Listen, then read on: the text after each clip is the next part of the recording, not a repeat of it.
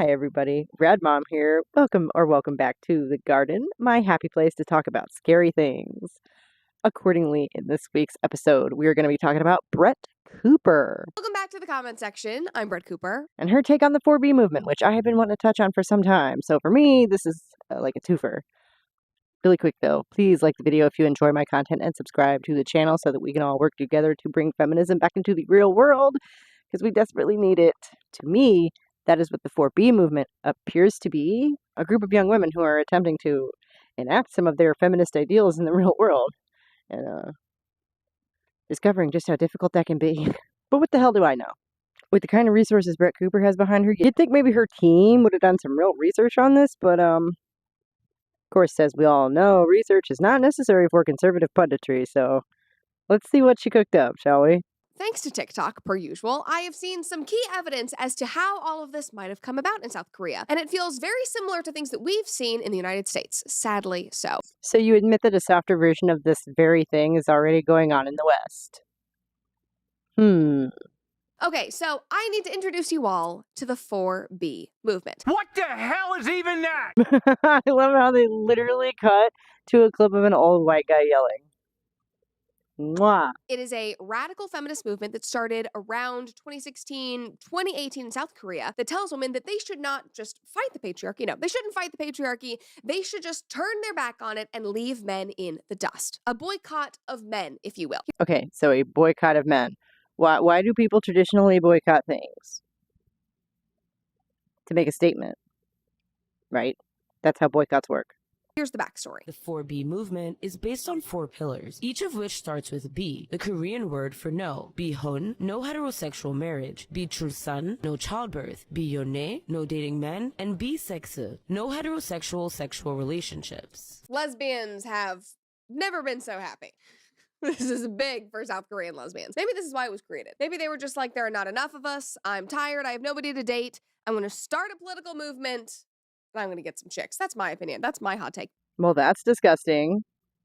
Just kidding, but also not really. Okay, we'll finish the TikTok. Much analysis, so wow. 2 YouTubers, Jung Se-young and Baek Ha-na, are often credited with boosting calls to exit the patriarchy through their no marriage movement begun on their page Solidarity. But even before then, the Escape the Corset movement back in 2016 saw Korean women rejecting societal expectations placed upon them, taking aim at the country's internationally renowned beauty industry by shaving their heads on camera and refusing to wear makeup. So brave. They are just not wearing makeup. Oh my God, me on a Saturday? You are so brave. Could you possibly be more dismissive of something you clearly do not understand? But we're going to get into just how deeply Brett Cooper cannot possibly understand this in a little bit. The increased visibility of the 4B movement comes at a time of demographic crisis in South Korea, which has one of the lowest fertility rates in the world at 0.8 births per woman compared to the global average of 2.3, according to World Bank data. Korean women literally just gave up on their men. They're like, they're assholes, they're not gonna change, so we're all gonna go extinct. But I just think that's so funny. That's also very Korean. Like, Korean as an ethnicity is about to go away, and Korean women are literally just like... Now, ma'am, I have a genuine question. Do you think that population extinction and societal collapse is effing funny? I don't think maybe she means funny, ha ha, Brett. You know, maybe more like funny, ironic, that the group of people in charge of making sure the next generation happens are refusing to do so. Because that is literally what you are promoting. This is a group of young women who are so fed up with their broken and skewed society that, yeah, they are campaigning to collapse it. That's right. Why would that be? Why would that be? That is horrifying. I agree with you there. South Korea's economy is already in trouble. So what happens when there is no one left to work? No one left to innovate, to keep infrastructure moving whatsoever? Like, what happens when your generation retires or dies and the cycle literally halts? I'm sorry, are you making a collectivist argument right now? When there is nobody to work in your retirement homes, in your hospitals to take care of you. And maybe that sounds selfish, but that is how the world keeps moving. And then on a broader scale, do you actually care so little about your lineage and your culture that you are willing for it to die out because you've adopted some immature and ill-educated hatred of men? Because that's basically what you're saying. Like, yes, these women are sacrificing a whole lot to make their point which you are willfully ignoring, in favor of just being aghast and clutching your pearls. And oh my goodness, why? Why would all of these young women be behaving crazy like this? Come on. Now, I can't necessarily gauge how big this movement is. Some girls on TikTok are saying that this is like a huge thing. It's taking over South Korea. Other Korean women have gone online and said that it's fringe, it's small, it does not actually represent the majority of Korean girls, but then they promptly get attacked and called a pick-me, of course. Thank you for admitting that it's difficult to tell from this vantage point just how big or influential this movement really is. But it obviously strikes a chord. At its core, it focuses on a lot of ideas that many modern women are already familiar with and probably agree with, and just taken to their logical extreme. Let me tell you, True. I am 29, going to turn 30 this year. And literally all the conversations that I have with my friends around my age is about, oh my God, we're looking to get married. We need to find good partners and we need to do this before it gets too late or we're just like aged out of their marriage market, you know? There are services in Korea like marriage matchmaking services where people go and you pay a broker. So the patriarchal establishment in South Korea is still functional at the moment. The government of Korea is helping facilitate this. Like, they are so desperate for people to get married that the country is putting together matchmaking services, dating events for singles. Like, it's wild. But Brett, if the birth rate crisis there is so bad that the government has felt moved to become involved, there's obviously something going on over there. And if it isn't the 4B movement, what is the problem? I don't believe all those sensational articles written online all the time. Most people in Korea still like the other sex. We want to date, we want to find love, we want to get married. Those are like the big majority. That's the majority of all young people everywhere. It is literally their nature, which is what makes all of this so very concerning. I love that you posted this because I totally see what she's saying. Suddenly it seems like this huge, ginormous movement when really it actually is fringe, but now people in the West are adopting it. You already described the similar patterns here in the United States that have been going on for decades. So which one is it? And then they think they're doing something that's huge and impactful, and it just spirals and gets out of control and is totally unhealthy. Really? You're blaming the women for this spiraling? But anyway, back to the point, the comments were not really kind to this woman. One person said, "Girl, there's a reason why you and your friends haven't been picked. Misandry is not real and never will be because men cannot be oppressed systemically." This is a key misunderstanding of what patriarchy is. Patriarchy is oppressive to everyone but a very few men. So no, just having a Y chromosome is not a get-out-of-jail-free card on that one. Somebody else said, here we go, America needs a 4B movement so badly. Literally, we don't. We really do not. Like, if you think that men are dominating in America now, you need a wake-up call. Like, this is a matriarchy by all accounts. Women are graduating college at higher rates. They are working more. They are healthier. They are dropping men and choosing to be single. So what you're saying is that women are dropping men and seeing success at unprecedented rates? Brett, you don't see a connection there?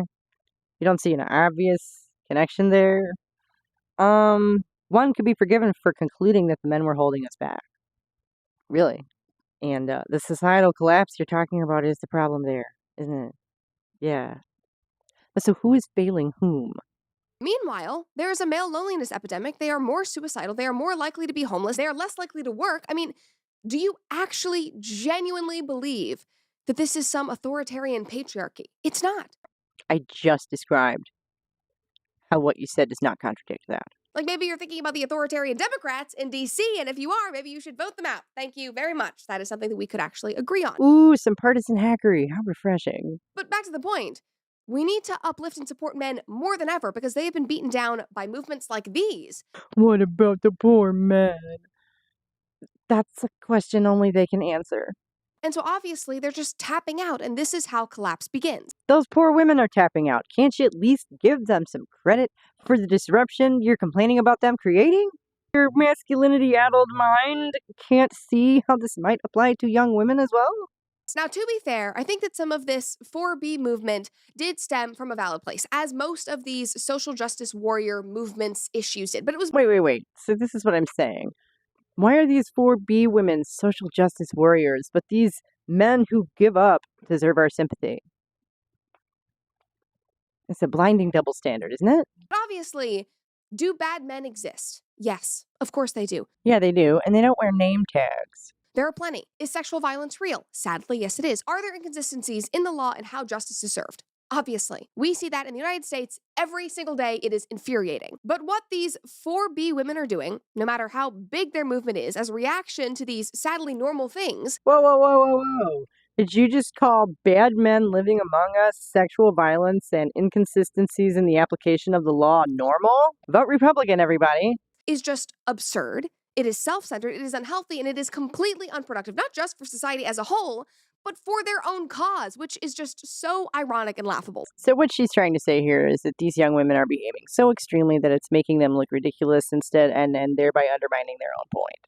But you didn't look into what their point is. Instead of actually looking into what it is these young women are talking about, she finds an article that's engaging in a bunch of ad hominems and tags along. And you just need to listen to some of these lines because they are comical, my friends. They write, feminism, she said, had helped her recognize that it was the patriarchy that was the problem, not her, and that the, quote, bad things that happen in your life are not your fault. That's literally the opposite of what I say, that your life is literally your fault.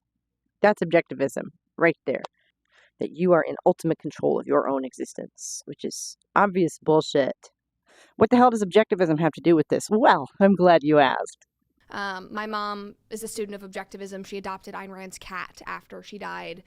In objectivism, there can be no legitimate martyrs. Does anybody really do anything selflessly? Objectivism rejects altruism because we all have our own self-interest inevitably baked into everything we do. I'm still not quite sure why you're so harsh on those who would sacrifice for other people. Because I look at them.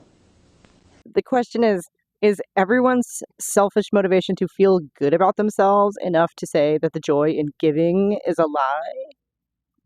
A lot of those harsh truths that those young women are responding to have not come home for you yet. And maybe they never will. That doesn't mean that they're not real. That doesn't mean that they're not reacting to something that is very real in their own lives. And they're also looking at it from a more of a collectivist bent, it seems to me. They are looking at it for the good of the whole, okay? Because they are sacrificing their own potential families, which is a big deal. And the future of their own country, okay? To make whatever point it is that you are completely glossing over. Is it self-centered? Can it be that this is some form of legitimate martyrdom on the part of young women? But is there any such thing, really? So, Brett is more than a little biased here, tearing down an entire society because you're fed up does sound like selfishness on a grand, destructive scale. If your worldview prevents you from believing that they believe their martyrdom actually means something, what does it mean to them? Brett Cooper is not interested in that. Obviously, in some cases, what this person is saying is true. But I would venture to guess that these women are not just talking about freak accidents and things that are literally out of their control. Like if you get sick. That obviously is not something that you can control, but is also not the fault of the patriarchy. But you can get better thanks to something that the patriarchy did create, Jace Medical. Now you I'm sorry. This is a lead up to an ad read. That's why it doesn't make any damn sense. I think we can all say thank you to the amazing male doctor who founded this. Thank you to the patriarchy, because now I am safe on all of my travels. Okay, back to the point. Oh, that was so slick. I almost lost my grip on her. They are blaming South Korea's patriarchy as a whole for their problems. Yes, they're looking at it from a communal perspective, as they tend to do in Asian cultures. That's my understanding. Don't they just sound delightful? Peachy, peachy, happy women. So that would track, yeah. Here's another, just broad overview. For young me and many others who subscribe to its basic premises, 4B, or practicing Bihon, is the only path by which a Korean woman today can live autonomously. In their view, Korean men are essentially beyond redemption, and Korean culture on a whole is hopelessly patriarchal and often downright misogynistic. You see, they are speaking on a group level. They're talking about the culture. You're talking about their society, and they are attempting to nuke it, right? This is the social equivalent of dropping the bomb. Why would they do that? Why would they do that, Brett? Why would they do that? Gee, this question just remains hanging in the air. Throughout this whole video for me, because she doesn't even begin to attempt to answer it. This entire video is in service of dismissing this, because as you've said, stuff like this has been going on in the West in less extreme ways for a very long time, hasn't it? Also, What does living autonomously even mean to you? Well, that's a very good question, Brett. What does living autonomously mean to somebody whose native language is Korean? The language barrier and the cultural barrier is so real right here. Like not having to rely on a man or your father or anybody else, being independent? Because that is certainly ironic considering what the author wrote in just the paragraph below. Several 4B women I met in Seoul still lived with their parents. Wait a minute. In this culture where women are expected to be submissive and rely upon their husbands, these are saying single women can't go get lucrative jobs and support themselves? I'm just shocked. What? Yuan's partner lives by herself but still eats at her parents' house several times a week, even though they are no longer emotionally close. Yeah, no wonder, because you are shitting on their entire culture and your father by default. Her mother's cooking is excellent, she said, and it saves her time and money. I treat it like a restaurant. This is so cherry-picked. We're up to like 2 levels of cherry-picking at this point. It is cherry-picked stuff. That is absurd. That is so disrespectful. It is not even funny, but truly ridiculous and inconsistent and so hypocritical, because you are allegedly rejecting men. You are not dating, you're not marrying, you're not starting a family, not having children, being fully autonomous. What does fully autonomous mean to you, Brett? Are they supposed to go and live in the woods? No, I'm sorry. At restaurants, you pay for the food. I'm guessing you're not paying for the dinner that your mother is very kindly and selflessly feeding you. That's communism, sweetie, and it's not a good thing. Did you just refer to the traditional family structure as communism? The only thing that you have changed here at all is your attitude. Now you're acting like an entitled brat, and you're treating your parents' home like a free restaurant that you can just mooch off of. Like, it is embarrassing. It's also a whole lot of airtime dedicated to that one line in this one article. Do you really think all of these women are going to all this trouble for free lunches? No wonder Korean men are fed up. No wonder they elected a outspokenly anti-feminist president. The men, your parents, other women, everybody is tired of you. You know, I wager that those women in the 4B movement are pretty tired of some shit themselves. I wonder what it is, Brett. And again, it's ironic because obviously this is not even helping your own cause. You are making enough of a stink for the pendulum to swing in the opposite direction, which works out for us, but is embarrassing for you. Embarrassing? This is all very horrifying. I don't know who in the fuck would be embarrassed by this stuff. This is a failure of society on such a grand scale. That group of young women is martyring themselves. They are giving up all hope. Most women are straight. Okay? Most young women would like to get married and have a family one day. They would. So why would they sacrifice all that? Why would they do that? Could it be they actually meant what it said in that article, that they've been pushed to the end of their tether and can see no other way to stop the abuse? And maybe just simply cannot conscience the idea of producing another generation of daughters for this to be perpetuated upon? But that's dark shit, isn't it, Brett? That's heavy shit, isn't it, Brett? And it has a whole lot in it that demonstrates just exactly what kind of bullshit your worldview really is. I have been Rad Mom. Thank you for joining me in the garden on this beautiful day. My happy place to talk about scary things. Come back at the top of the hour for the live stream and discussion where we can pick on objectivism a little more. And I will see you here next week with a brand new video. Okay, see you then. Bye.